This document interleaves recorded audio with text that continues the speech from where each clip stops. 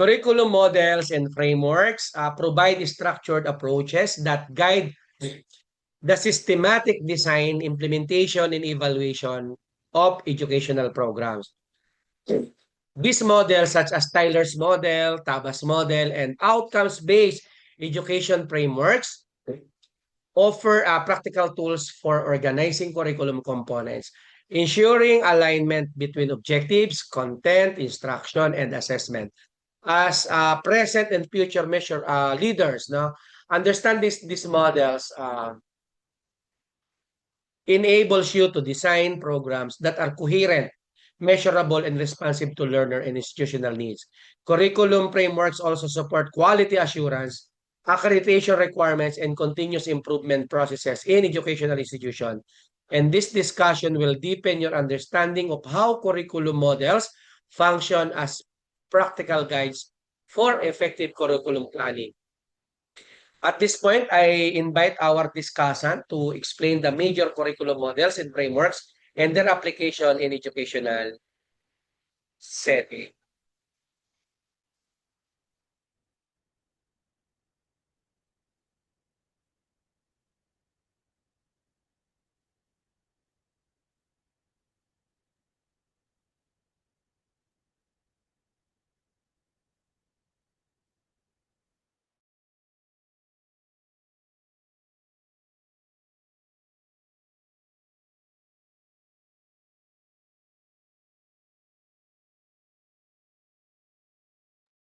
Go ahead, ma'am. Naririnig po ako, Doc? Yes, ma'am. Okay po. Good evening po, Doc and classmates. I'm Rizalyn Castillo, and today I will be presenting my report about curriculum models and frameworks. Next slide po, Doc. So the introduction, curriculum can be defined as a plan used in education that directs teacher instruction. So the slides defines curriculum as a plan used in education that directs teacher instruction. So a curriculum is a structured framework that outlines learning objectives, content, teaching methods, and assessment strategies to guide educators in delivering effective instruction. Next po, please po. So every journey begins with the first step. The curriculum development process systematically organizes what will be taught, who will be taught, and how it will be taught. Each component affects and interacts with other components. So like for example, what will be taught is affected by who is being taught, their stage of development in age, maturity, and also education. So it says that in curriculum, this one is the first step. So kailangan as an educator, alam natin kung ano yung dapat na ituturo natin or yung ituturo ba natin kayang i-cope up ng students po natin. And also there is interaction between the teacher and students as well po. Next po. What is a model? A model is three-dimensional representation of a person or thing or of a proposed structure, typically on a smaller scale than original. A model of St. Paul's Cathedral, a model is a pattern of something to be made or reproduced and means of transferring a relationship or process from its real or actual setting to one which can be more conveniently studied. So here naman, sa model naman po, it says that a person or thing of a proposed structure, so kailangan po nating there is also a relationship between an educator and the students po. So the result will be or the outcomes will be good for the students. 'Yan lang po. Curriculum model. A model is really the first step in curriculum development. A curriculum model determines the type of curriculum used. It encompasses educational philosophy, approach to teaching, and methodology. So as an educator, so kailangan nating humanap or mag-isip ng paraan or approach kung paano tayo magtuturo. Kailangan din natin isaalang-alang kung ano po yung kaya or yung mas mapapadali yung pag-intindi ng learners natin upang sa ganon mas magiging maganda yung outcome po. Yun lang po. Curriculum models are a tool used by educators. Much is made of their development and implementation. But does anyone actually know what one is? What is curriculum models? Educational psychology, the homework, health, resource psychology courses. So here naman po, curriculum models, ito na po yung nagiging way or paraan ng mga educators, ng mga kagaya natin pong educator, kung papaano natin mabibigyan or how to impart our knowledge to our students. Yun po. Curriculum model is a broad term referring to the guide used to write curriculum guides or documents used in education to determine specific aspects of teaching, such as subject, time frame, and manner of instruction. There are two standing models of curriculum, the process model and the product model. So dito naman po, meron po tayong tinatawag na aspects of teaching na kung saan dito pumapasok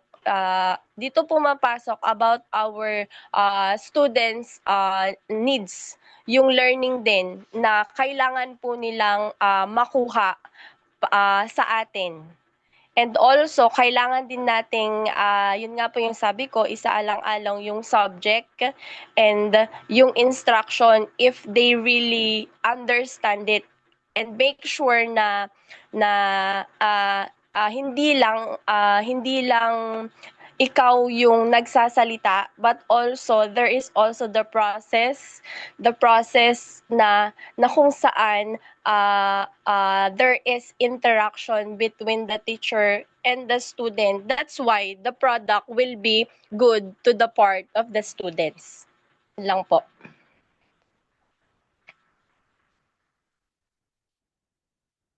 Next po, Doc. Excuse me. In teaching, a model of teaching implies a plan or a pattern of implementation that can be used to shape curricula, to design instructional materials, and to guide instruction in the classroom and in other settings. To improve instructional effectiveness, to create variety and depth in classroom instruction, different models are used. To emphasize value, implications of the content, or they remain factual material or inquiry. Excuse me. So dito naman po, as a teacher, kailangan din nating tanungin yung sarili natin if are we effective na magturo, kasi kailangan din nating makita yung result dun po sa student po natin. So dapat before tayo magturo, alam natin na yung ituturo natin magiging effective siya sa learners po natin. Yun po. 3 major methods of curriculum model: the Taba model, Tyler model, and Saylor and Alexander model. Inductive model, Taba model, deductive model, Tyler model, Saylor and Alexander model. Next po.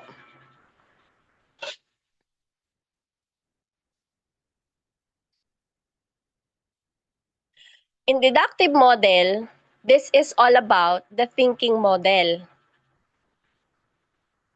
Next po, Doc. In deductive model, this is all about the thinking model by Taba model. It was developed by Hilda Taba, December 1902 to July 1967. Was an architect, a curriculum theorist, a curriculum reformer, and teacher educator. It proposes to process the information through the process of inductive thinking. It leads the student through the process of inquiry. So the students collect and analyze their data from concepts about it. So let's say meron tayong binigay na isang topic lang. Yung isang topic na yon, kailangan yung bata, yung learners natin, meron silang masasabi before we tell about that topic po. Kailangan meron silang kailangan ginagamit nila yung kanilang isip para nang sa ganon, there is also interaction po. Next po. Taba strategies for encouraging students to think focused on teacher as the mediator rather than the teacher as the lecturer. When utilizing the Taba approach, the teacher leads the discussion but encourages the students to share their opinions and to relate their own ideas to their peers' ideas. So here naman, marami tayong mga strategies kung paano tayo magtuturo. Pero ang kailangan lang natin gawin is to focus to our learners on how to impart knowledge or on how to give the best for them po. And it says that you need to encourage also your students para i-share nila yung ideas nila. But sabi nga kapag ka excuse me, kapag ka parang natatakot yung bata na mag-raise ng hand niya, doon natin dapat there is more encourage po dapat sa mga ganong situation para at least nasasabi niya kung ano po yung opinions niya. Yun lang po. The teacher must not judge the students by their answers and can neither agree nor disagree with their responses. Phrases such as, "That's not quite what I had in mind," are not acceptable when using the Taba approach. Even positive phrases such as "correct" or "now you're thinking" are too judgmental for teachers to say. So as a teacher, kailangan nating piliin din kung ano po yung mga words din na masasabi natin sa bata. Kasi we all know that malaki yung impact po kasi ng every word na sasabihin mo sa kanya. Kasi, 'di ba po, meron tayong tinatawag na mental health. So, pwede niyang isipin po yon. Kaya as a teacher, more on encouraging po tayo. Or dapat, kung hindi man like for example nagbigay tayo ng question and parang taliwas yung sagot niya. Iano po natin siya, encourage natin siya and explain natin sa kanya kung bakit po ganon yung pagkaka-interpret niya. Yan lang po. Now, let's proceed to deductive model. It provides the students with frameworks, mastering subject matter, and present the material to them. Ralph Tyler introduced this deductive model of teaching in his classic book, Basic Principles of Curriculum and Instruction in 1949. He uses children's interests as the focus of attention in the educational design process. So here naman po, more on materials naman po yung kumbaga natututo yung bata kasi meron siyang mga materials na ginagamit. Wherein, yun naman po yung ano natin ngayon na meron tayong books, meron tayong internet, pero dun po kasi sa inductive kanina, that is the critical thinking. Kung papaano mo mapapaisip yung student mo. Yun po. The Saylor and Alexander model, Galen Saylor and William Alexander, 1974, viewed curriculum development as consisting of 4 steps. According to them, curriculum is a plan for providing sets of learning opportunities to achieve broad educational goals and related specific objectives for an identifiable population served by a single school. Next po.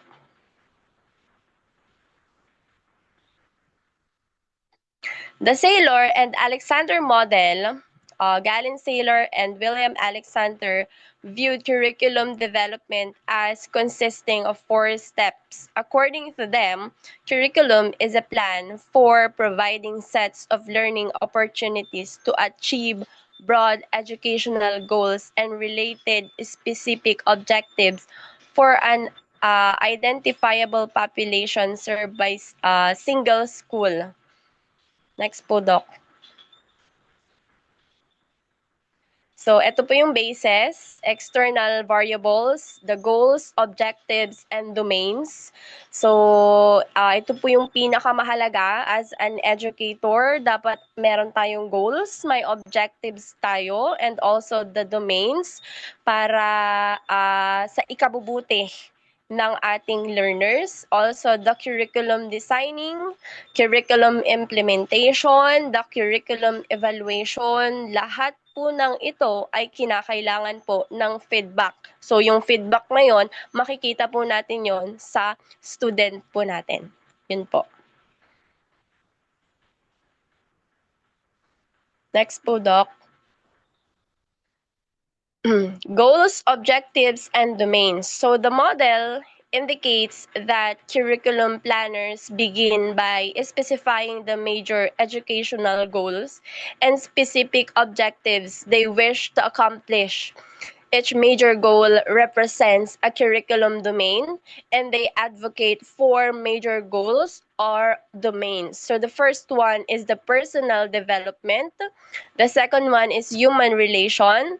The third is continued learning skills, and the last is specialization. Next po, Doc. Guided discovery model. It leads the student step by step through a series of tasks that represent intellectual processes. So, as an educator, kailangan din natin po ng step by step on how to teach. Ibig sabihin, same din sa learners natin. Kasi hindi, aminin naman po natin, hindi yung isang, like for example, yung topic na yon, hindi tayo familiar. So, aaralin po natin yon. So, there is step para makuha po yon. Ganon din po sa part ng student natin. And step by step para makuha din nila, malaman nila, matutunan po nila yon. Hindi agad-agad. Okay po. Scientific inquiry model. It was developed by J. Schwab and designed to teach the method of inquiry. It is applicable to scientific and social problems. Next po, Doc. Concept attainment model. J. Brunner developed this concept attainment model. It consists of developing concepts through inductive reasoning. Next po, Doc. Advanced Organizer Model. David Ausubel introduced the model. It proposes to increase the capacity of the learner to absorb and relate bodies of knowledge. It sustains interest and arouses expectations. So as a educator, meron po tayong interest para sa ikauunlad ng ating mga learners. And also, kapag meron tayong interest, magkakaroon tayo ng expectation. So, yung expectation po na yon, naniniwala tayo na ay kaya niya, meron pa siyang kaya niya, meron pa siyang kayang ipakita. Yun po yun. Cognitive growth model developed by John Piaget. It is designed to increase general intellectual ability and particular logical reasoning of the learner. So when we say cognitive, we all know that it is all about the thinking skills. So alam naman natin yung thinking skills po na yon, kung the way tayong mag-iisip. And also, support ng student, yun nga po, they are not the same when it comes into mental or the thinking skills po. As a part of educator, kailangan natin silang tulungan. Yun po. Personal models developed by counselors and therapies. So the aims are unique character of each human being will be formulated to develop an integrated, confident, and competent personality to help each person to take responsibility for his own development, to help students to understand themselves and their goals, encourage individual creativity and self-expression.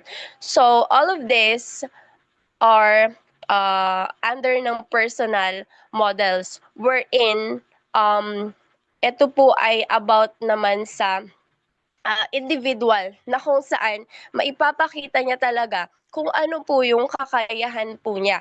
Not only when it comes into academic but also mapapakita din ng student natin kung ano po yung kakayahan niya sa iba pang mga aspeto. Yun lang po. Social model. The model helps students to learn to work together, to identify and solve problems, whether academic or social in nature, to increase ability of group organization, problem identification, clarification of values, and development of social skills, to become aware of personal and social values. The social family of models of teaching are group investigation, role-playing, social stimulation. So here naman, when we say social po kasi, it is all about the how you interact with other people or how you mingle with other people. So may mga students kasi tayo that nahihiya sila on how to interact, on how to say their opinions. That's why maapektuhan yung social po nila. Nahihirapan sila on how to on how to say what they are feel, what they are thinking, kasi nga nahihiya sila kung kanino, kung papaano nila yung paraan ng pagsabi po nila. Yun po. Stress reduction model of Rimor and Masters. It aims at reduction of stress and anxiety in social situation and their sub-situation of relaxation. So as a student, as a educator, sa part ng student ko, sinasabi ko that hindi nila kailangang ma-stress. Bakit po? Kasi like for example, binigyan sila ng assignment, 4. Dapat time to time gagawin nila para yung isa-isahan lang po na gagawin nila. Wag nilang anuhin na, ay, ang dami ko namang assignment, parang nai-stress sila, ganun. Kailangan i-encourage din natin sila na ganito yung gagawin mo para para hindi ka ma-stress, para hindi mo iisipin na napakadami. And at the end, pag nagawa niya, very satisfying para sa kanila na nagawa nila yung best nila to do their homeworks. Yun po. Cybernetics and behavior modification model. Cybernetics and behavior approaches have been applied to early the entire range of personal, social, academic skills, psychomotor domain, and more directives. This model of teaching helps learners to self-understanding and awareness, but also to them to develop in a wide variety of ways. So, we all know naman po na hindi lang pagdating sa yung iba nating learners, magaling sila when it comes into academic. Pero sa psychomotor or the skills, yung talent, dun po hindi po hindi kumbaga hindi sila doon mahusay. Kumbaga sa academic lang. Pero may mga bata naman na magaling po sila when it comes into the skills, the talents, pero kailangan pa nating i-guide when it comes into academic skills. Yun po. Excuse. A learner-centered curriculum is a process that brings together cognitive, emotional, environmental influence, and experiences for acquiring, enhancing, or making changes in learners. So dito naman po, kailangan as a educator, maging po tayo, learner-centered po tayo. Wherein, yung students natin, dapat may na-acquire na information sa atin na kung saan yun po yung magagamit nila para nang sa ganon, kapag meron po silang mga naranasan or alam po nila on how to cope po. Yun lang po.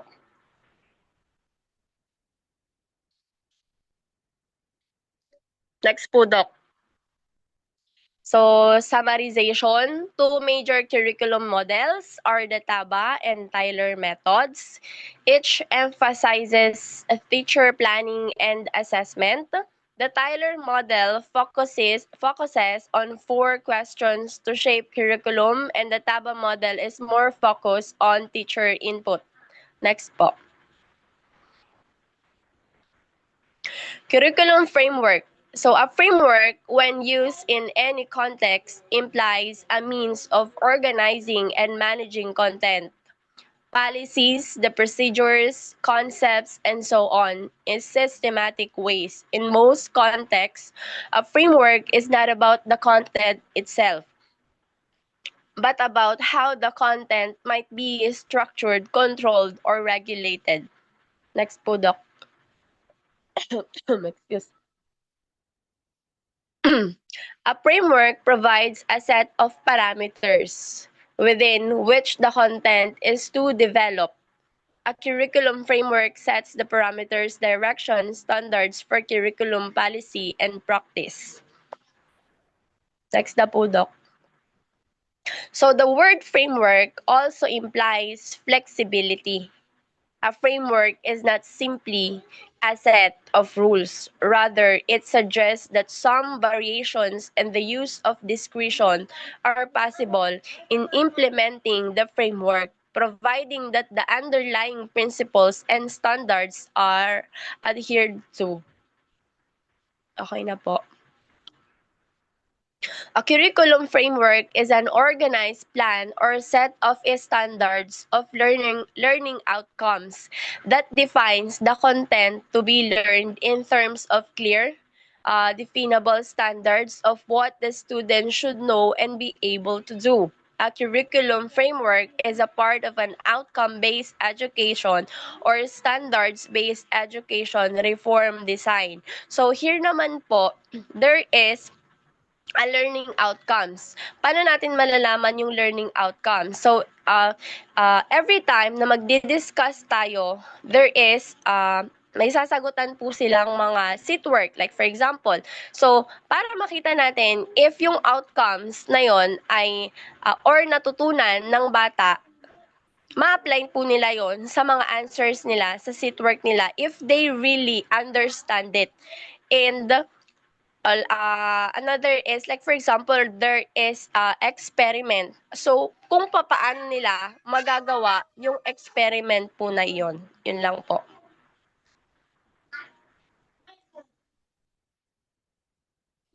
Next po, Doc.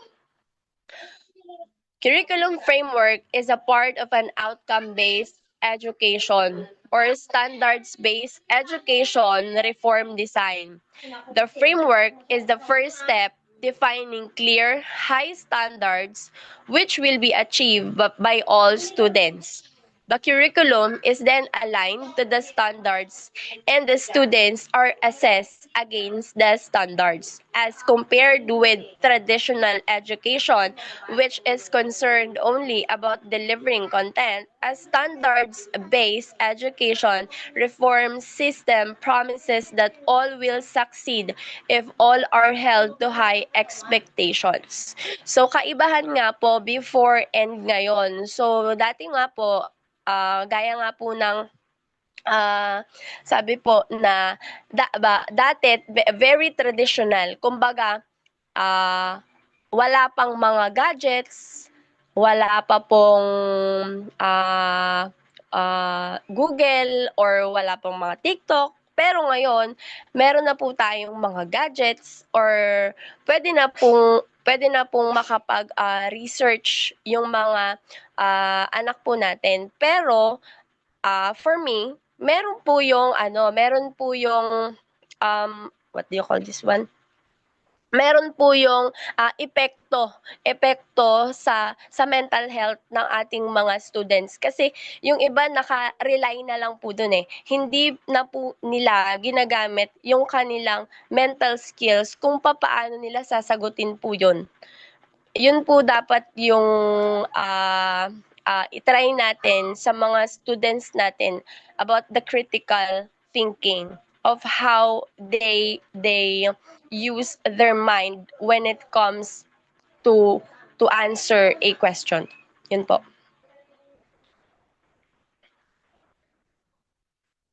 Reason for curriculum framework development. Organize, control, or regulate the content of the curriculum that is the subject descriptors or syllabus as well as textbook and other learning materials. Apply to a range of matters that can have direct impact on the development and implementation of curriculum. Meet the current and future needs of the country, teaching methodology, teacher recruitment, and selection, assessment and examination practice and even class size. So, sa school po namin, meron pong examination na meron pong assessment na tinatawag na kung saan i-assess po muna yung bata if kaya niya ba dun sa level na yon or hindi. Ayun po. And also the examination. Actually po katatapos lang nung Friday yung exam po ng student namin. And dito po malalaman if yung diniscuss mo, naiintindihan ba nila yun? Talaga bang naintindihan nila? Kasi natapos na nating i-discuss. So dapat may natira dun sa kanilang isipan. Yun po. Curriculum framework development process. In some states, curriculum frameworks have been adopted based on traditional academic standards rather than outcome-based constructivist standards. But many frameworks were originally or still based on student-centered learning and constructivism, such as reform mathematics, whole language, and inquiry-based science, which have been controversial in some states and communities. High school graduation examination tie awarding of diplomas to demonstration of meeting the standards set out in the frameworks. Next po, Doc. Important features of the curriculum. Framework development process. A curriculum framework is normally a very powerful document It is the centerpiece of the curriculum and can have an impact on all parts of education system and on range of matters related to curriculum policy and practice. Next po, Doc. Next po, Doc. Planned and systematic. Educational change of any significant nature is often difficult. This is primarily because it often challenges traditional or existing beliefs and requires changes to existing practice. So this is a particularly true of curriculum change, which can affect thousands of teachers and hundreds of thousands of students, as well as many parts of the education system. Next po.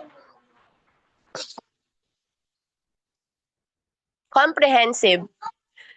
It is critical that the process of developing a curriculum framework be comprehensive and considers all appropriate issues and challenges that exist in the curriculum.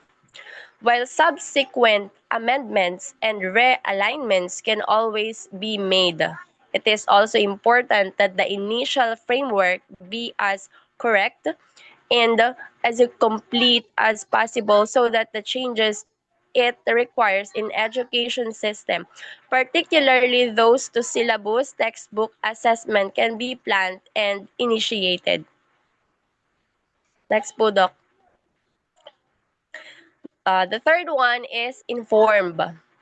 Development of curriculum framework is a specialized task which should be led and conducted by suitably experienced and qualified people.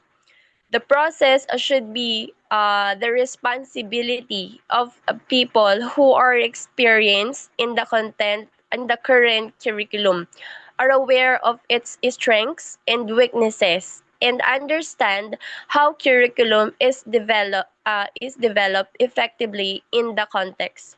They should be very familiar with the overall education system and context as well as with the concept of curriculum framework.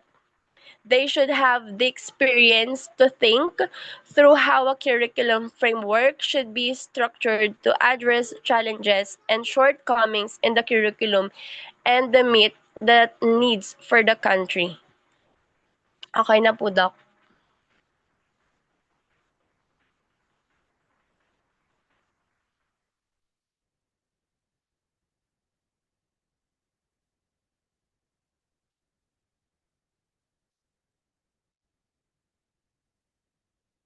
Targeted. As mentioned earlier, a curriculum framework should not be viewed as a solution to all curriculum problems and challenges. The reasons for developing a curriculum framework and the objectives to be achieved should be clear and well documented. So the development process should therefore be targeted to achieve these objectives. Okay na po, Doc.